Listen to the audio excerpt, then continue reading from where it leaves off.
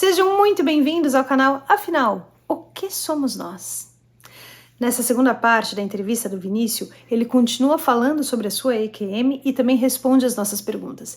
E eu tenho que lembrar vocês que na terceira parte da entrevista dele, ele vai falar sobre aquela experiência que simplesmente explicou para ele o que acontece quando a gente morre. Se você não assistiu a primeira parte, não tem problema nenhum. O link está disponível aqui em cima e também na descrição do vídeo. Bom proveito!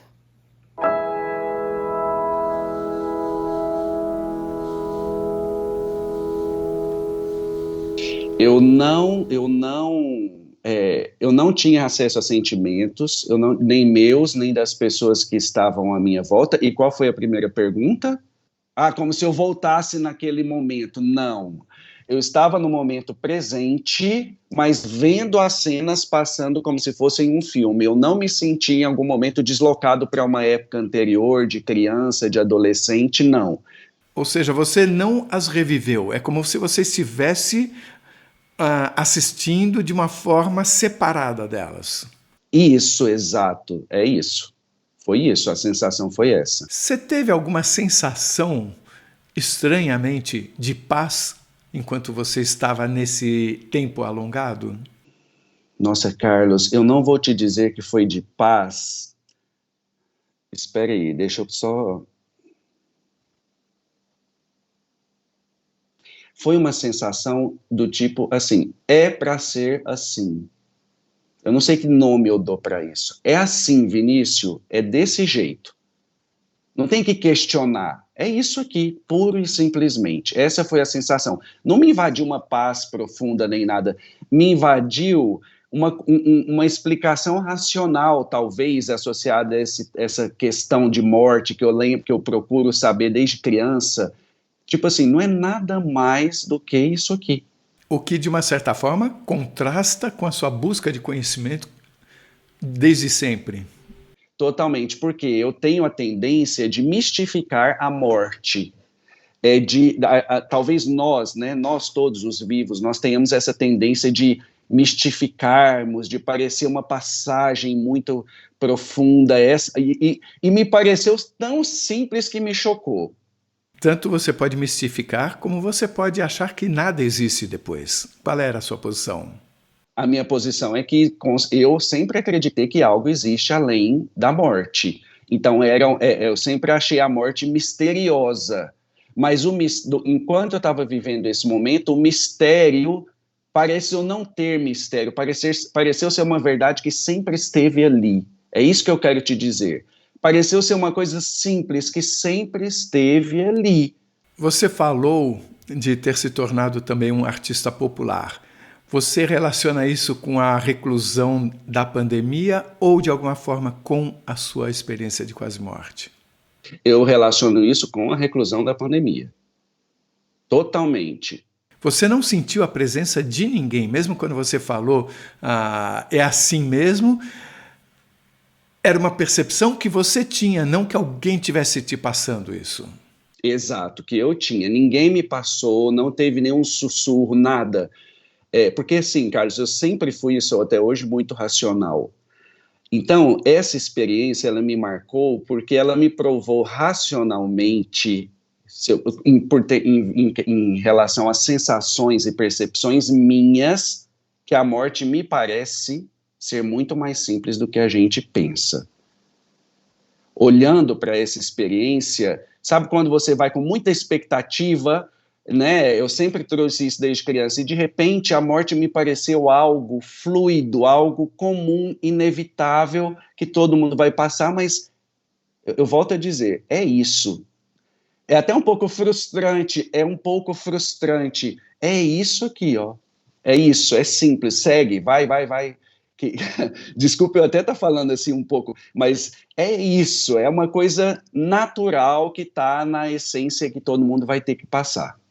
Eu sei que você tem uma outra experiência muito especial, que eu também acho muito relevante que você nos conte no detalhe que for possível, mas eu pergunto se entre essa experiência de quase morte e essa segunda experiência, se algo mudou também na sua vida, na percepção dos sentidos, de ficarem mais aflorados, se você sentiu, vamos dizer assim, uma porta entreaberta, se você percebe o sentimento das pessoas que se aproximam de você, alguma coisa? Carlos, não, isso não teve. Se for assim, depois eu posso até te falar um pouco mais sobre isso e talvez até você corte do vídeo, porque talvez não faça sentido, mas isso, essa subjetividade ou essa percepção de algo entreaberto ou de algo que não está visível, mas que a gente percebe, aconteceu para mim de março de 2020 para cá com a pandemia em função dessa questão do meu lado artístico que eu deixei aflorar. Não tem ligação com a EQM, não tem ligação direta com esse sonho que a gente vai comentar agora. Mas então, por favor, aproveite agora e nos diga, que eu fiquei curioso. Tá, é o seguinte, porque isso é tão íntimo e pessoal e até hoje eu estou tentando entender, mas vamos lá. Como eu falei para vocês, eu sou engenheiro de formação, cartesiano, pensamento de exatidão. Minha vida, eu tenho 43 anos, então até os 40 anos foi desse jeito. Minha vida foi planejada por mim. Eu quero fazer isso, eu quero fazer meu curso universitário, meu mestrado, meu doutorado, eu quero passar em concurso, cheguei onde eu queria e agora eu vou tocar o barco e aguardar a morte um dia. Exatamente isso que eu pensava, Carlos, até os meus 40 anos. Quando veio a pandemia, em março de 2020, eu nunca tinha tido contato com nada de artes na minha vida. E aí eu me vi nesse lugar que a gente está conversando agora, nesse escritório. Eu tinha já muita coisa botânica que eu coletava, cápsulas, elementos naturais que eu guardava.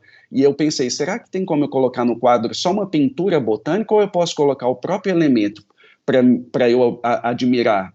Por quê? Porque eu queria uma ocupação mental naquele momento. Eu olhava a internet, eu sou de olhar notícia todos os dias, e eu via mortes e tal, aquela coisa louca da pandemia, eu fui entrando numa noia. E aí eu falei, não, eu vou trabalhar com as mãos, porque eu estou muito racional, mais do que eu sempre fui. Então, eu preciso dar um tempo dessa reflexão. E aí eu comecei a fazer os trabalhos, que foi, inclusive, quando eu descobri o seu canal. Então, eu fiz muitos trabalhos vendo as entrevistas que você fazia com as pessoas. E aí eu comecei, a partir desse momento, que esse outro lado inesperado para mim, nunca imaginado, aflorou, e a subjetividade veio com ele de uma forma como até então eu nunca experimentei. Eu fiz uma viagem para a Amazônia nesse momento, naquela ocasião, na verdade uns 15 dias antes de ser decretada a pandemia, e eu já estava muito sensível, muito aflorado, porque me parecia que, hoje olhando para trás, me parecia que que algo ia realmente acontecer e de alguma forma eu já estava sentindo.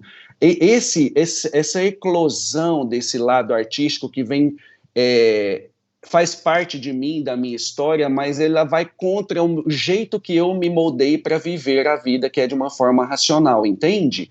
Então, desse momento para cá, de março de 2020 para cá, eu estou aprendendo a fazer leituras subjetivas da vida de uma forma que choca até a mim mesmo. Porque eu passei, é como se eu tivesse passado a ouvir, não no sentido literal de alguém me falar, mas de perceber situações que me mostram algo se eu estiver atento para aquela determinada mensagem ou para aquele determinado sinal.